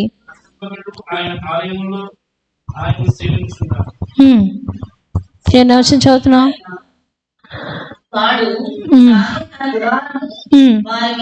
వారి మీద కప్పును, వారికి ఇక మీదట ఆకలైనను దాహనమైనను ఉండదు. సూర్య ఎండ అయినను ఏ వడగాలి అయినను వారికి తగులదు. ఏలయనగా సింహాసనమున మధ్యమందుండు గొర్రె పిల్ల వారికి కాపరి అయ్యుండును. జీవజలముల బొగ్గ యొద్దకు వారిని నడిపించును. దేవుడే వారి కనుల ప్రతి భాష మీదను తుడిచివేయును. హల్లెలూయా. మరలా జీవజల నదిని దేవుడు మనకై అనుగ్రహిస్తాడు. ఇవాళ స్విమ్మింగ్ పూల్ పెట్టుకోవడం కాదు, కానీ జీవజల నదిని, జీవవృక్ష ఫలాన్ని మరలా ఎవరు ఇస్తానంటున్నాడు? దేవుడు ఇస్తానంటున్నాడు. దేవుడు శాపాన్ని అనుభవించిన మానవుని కాదు, పతనమైపోయిన మానవుడు మనం చూసాం. దేవుని చిత్తమంటే పతనమైపోయిన మానవుడు ఎన్ని పోగొట్టుకున్నాడంటే మొత్తం ఘనతను పోగొట్టుకున్నాడు. దేవుడు మనకి ఏమేమి ఇచ్చాడంటే కనుక ఘనతనిచ్చాడు, సౌందర్యాన్ని ఇచ్చాడు, మహిమనిచ్చాడు, ఆయనతో ఉండే నిత్య జీవాన్ని ఇచ్చాడు, దేవునితో సహవాసాన్ని ఇచ్చాడు, నిత్యం ఆనందించేటటువంటి ఆనందాన్ని ఇచ్చాడు, ఆహారాన్ని ఇచ్చాడు, పరిశుద్ధతనిచ్చాడు, అధికారాన్ని ఇచ్చాడు. వీటన్నిటిని మానవుడు ఏం చేశాడు? పోగొట్టుకున్నాడు. ఇవాళ మనకి ఏముంది? అన్నిటికీ భయపడమే, అన్నిటికీ టెన్షనే, అన్ని దుఃఖమే, మరణమే, అన్నిటికీ బాధే, వేదనే, కన్నీరే. నా ఇంట్లో ఇది లేదు, అది లేదని బాధే. ఎవరన్నా బాగున్న వాళ్ళు ఎవరు ఉన్నారండి? అసలు నాకే అన్నవాళ్ళు ఎవరు ఉన్నారా? ఎవరు లేరు. ఎందుకంటే ఇదంతా శాపం. కానీ దీనిలో నుంచి మరలా నిజరక్షణ యేసుప్రభువు దొరికితే శాపం పోద్ది, పాపం పోద్ది, అపవిత్రత పోతుంది, మరి పరిశుద్ధులుగా మార్చబడతారు. అందుకే ఆయన సన్నిధిలో తప్ప మరి ఎక్కడ పాపాలు కడిగే ప్లేస్ అనేది ఎక్కడా లేనేలేదు. హల్లెలూయా. చిన్నదే కాదు, పెద్దదే కాదు. మనం ఎవరిని దేవుని ప్రేమించాలి చెప్పండి? మనము ఎవరైతే దేవుని ప్రేమిస్తామో, ఎవరైతే దేవుని అంగీకరిస్తామో వాళ్ళకి ఆక్ష అంతా కూడా. ఈవేళ మనం అన్నిటికంటే ఎవరిని ప్రేమించాలి చెప్పండి? దేవుణ్ణి ప్రేమించాలి. ఆహారం, నిద్ర ఇవన్నీ ఉంటాయి, కానీ ఒక్కొక్క దాన్ని ప్రేమలో పెట్టి దేవుడిని పెట్టాలి ముందు. ప్రతిదాని ముందు దేవుని పెట్టాలి. ప్రతి మన సమయంలోనే కాదు, ఆహారంలోనే కాదు, అన్నిట్లోనే దేవుని పెట్టాలి. చదువులోనే కాదు, ఉద్యోగంలోనే కాదు, అన్నిట్లోనే ఎవరిని పెట్టాలి చెప్పండి? ముందుగా దేవుణ్ణి పెట్టగలిగి ఉండాలి. హల్లెలూయా, హల్లెలూయా. అలా ఉంచగలిగితే దేవుడు మరలా ఎప్పుడు కోల్పోయిన స్వాస్థ్యాన్ని మనం పొందుకోగలము. దేవుడు ఎలాగ మనం తయారు చేసుకున్నాడో ఆ రీతిగా మనం తిరిగి రాగలం. పరలోక రాజ్యంలో ఆ సౌందర్యమైనటువంటి ఆ సియోనులో, ఆ బంగారు ఆ వీధుల్లో మనం ఏం చేయగలం? సంతోషం. మన ప్రతి వారి కన్నీటి భాష మీద నేను ఏం చేస్తానంటాడు? తుడిచివేస్తానంటాడు. అపవాదికి నిర్ణయించిన ఆ కొలువులో దాన్ని ఏం చేస్తానంటాడు? పడేస్తానంటాడు అనమాట. హల్లెలూయా. దానికి ఇష్టలుగా జీవిద్దామా, విరోధంగా జీవిద్దామా? ప్లస్లు ఉన్నాయి, మైనస్లు ఉన్నాయి. మైనస్లు ఎన్ని ఉన్నాయి చెప్పండి? ఇంకా చెప్పు కదా, అదే ఆ రోజు అన్న పాటలో ఉంటుందండి. అన్నీ పళ్ళు కొరికే రోజు, కన్నీరు కార్చే రోజు, రోధించే రోజు, ఆ రోజు శ్రమను తప్పించే నాదుడు ఉండడు. ఇన్ని చెప్పాను, ఇంత సమయం ఇచ్చాను, 2000 సంవత్సరాలు అయిపోతుంది ఒక చాయిస్ ఇచ్చి. అప్పటి వరకు తరతరాలు వెళ్తూనే ఉన్నాయి, వస్తూనే ఉన్నాయి. కానీ అసలు క్రైస్తవ్యం అంటే ఏంటి అంటే ఇదే టార్గెట్. క్రైస్తవుడికి టార్గెట్ ఏంటి చెప్పండి? ఉన్న మహిమను సంపాదించుకోవడానికి ఒక్కరి మీద ఒకరు మళ్ళీ ద్వేషం, అసూయ, కపటం, ఒకరు హెచ్చించుకోవడం, నువ్వెంతంటే నేనెంతంటే అనుకోవడం, ఇవన్నీ కాదండి. ఇవా వాక్యం అంటే? ఇదా వాక్యం అంటే? వాక్యంలో కూడా ఇది వచ్చేస్తుంటే అసలు స్వచ్ఛమైన వాక్యం ఎక్కడుంది చెప్పండి? అసలు ఎక్కడుంది చెప్పండి? వాక్యం అంటే ఏంటి? ఆలో 4 మాటలు, 4 మాటలు అనేసిన వాక్యమా? ఆలో 2 తిట్లు, ఈలో 2 తిట్లు తిట్టేసింది వాక్యమా? నా గొప్ప అంతా చూడని చెప్పింది వాక్యమా? ఏది వాక్యం చెప్పండి? అవునా కాదా? దేవుడి యొక్క ప్రణాళికను అర్థం చేసుకోవడమే, దేవుని యొక్క మనసును అర్థం చేసుకోవడమే వాక్యం. హల్లెలూయా. గత సంవత్సరం అంతా దేవుని యొక్క వాక్యం కోసం నేర్చుకున్నాం. ఆయన మనసు కోసం ఈరోజు మనము ఈ సంవత్సరం అంతా నేర్చుకోబోతున్నాం. హల్లెలూయా, హల్లెలూయా. వాక్యం తేనెకంటే జుంటు దారుల కంటే మధురమైనది. ఆయన మాట చాలా స్వచ్ఛమైనది. అసలు మాట వినకపోతే ఆ శాపాన్ని కొని తెచ్చిపెట్టుకున్నారు వీళ్ళు. ఆ మాటను వాళ్ళు వ్యతిరేకించిన కాబట్టి మాటే వ్యతిరేకించారు కాబట్టి ఎంత గందరగోళ పరిస్థితులు వాళ్ళు దిగిపోయారు మాట. అంటే మనం అన్నీ బాగానే ఉంటాయి కానీ ఒక్క చేయకూడదు మనం చేసామంటే మన జీవితం సరిపోతాం కానీ తప్పును సరి చేసుకోవడానికి. అవునా కదండి? అంతా పోయింది అనుకుంటాం. ఒక్క తప్పు మన జీవితంలో జరిగితే అంతా పోయింది అనుకుంటాం కానీ మనం దాన్ని సరి చేసుకోవడానికి మనం కొన్ని మనం పూడ్చుకోలేం. కానీ మన దేవుడు మన జీవితంలో ఉంటే ఖచ్చితంగా మన జీవితంలో చేసిన తప్పులు సరి చేసుకోగలిగే శక్తిని ఇస్తాడు. మనం అసలైన కోల్పోయిన దాని కూడా మనకి అనుగ్రహిస్తారు. ఒకవేళ మనం చేసామో, పాపం చేసామేమో, కొన్ని పొరపాట్లు చేసి ఉంటామేమో, కొన్ని తప్పులు చేసామేమో, అనుకోని స్థితిలో మన జీవితంలోకి వచ్చినాయేమో, మళ్ళీ దాన్ని ఏం చేయాలి మనం? ప్రభువా నన్ను క్షమించు ప్రభువా అంటే మళ్ళీ మన జీవితాన్ని ఏం చేస్తాడు? సరి చేస్తాడు. మళ్ళీ కోల్పోయిన దాని అంతటినీ మళ్ళీ ఏం చేస్తాడు? దాన్ని మళ్ళీ మన సంతోషం, ఆనందం అన్నీ మనకు అనుగ్రహిస్తాడు. పోన్లే అని మన గొర్రెపిల్ల బురదలో పడిపోతే ఊరుకుంటామండి? ఏం చేస్తాం చెప్పండి? మళ్ళీ పైకి తీసుకొచ్చి దాన్ని ఏం చేస్తాం? మళ్ళీ వాష్ చేసి చక్కగా పెడతాం అంటే చక్కగా పెట్టుకుంటాం. బంగారం ఉంగరమే ఉంది, నీటిలో పడిపోయింది, బురదలో పడిపోయింది, మనం ఊరుకుంటామా? ఊరుకోం కదండి. అది బంగారం, అది దాన్ని ఏం చేస్తారు? వాల్యూబుల్. అది తీసేసిన దాని విలువ పోదు. అంతే కదండి. బురదలో పడినా ఎక్కడ పడినా బంగారం విలువ పోతుందండి? పోదు. అలాగే మనం అటువంటి వారమే. మనం ఎలాంటి పాపంలో చిక్కుకున్నా, ఎలాంటి ఊబిలో పడిపోయినా, ఎలాంటి నష్టాల్లో పడిపోయినా, ఎలాంటి స్థితిలో ఉన్నా మనం అలాంటి వారమే. మరలా మనం ఏం చేసుకోవాలి చెప్పండి? దేవుని దగ్గరికి వస్తే కనుక ప్రభువా నన్ను కడుగు ప్రభువా అంటే ఆయన ఏం చేస్తాడు? ఆయన వాక్యంతో, ప్రార్థనతో, అయినటువంటి ఆ శక్తితో, ఆ ప్రేమతో మనం ఏం చేస్తాడు? తిరిగి మరలా పవిత్రులుగా చేస్తాడు. మరలా రెక్టిఫై చేస్తాడు దాన్ని. దేవునికి వారసులుగా, దేవునికి ఇష్టమైన వారిగా మన అన్నిటిని దేవుడు ఒకటి కాదు రెండు అన్నిటిని ఇస్తాడు దేవుడు. హల్లెలూయా. అటువంటి కృపలు దేవుడు మనకి దయచేయను గాక. ఈ వాక్యం ప్రతి నెరవేర్చి ఆశీర్వదించును గాక. ఆమేన్, ఆమేన్, ఆమేన్. ఆకరించుదాం, ప్రార్థన చేద్దాం. ప్రభువా నేను కోల్పోయినవన్నీ మన నాకు దయచేయ ప్రభువా, దయచేయ ప్రభువా.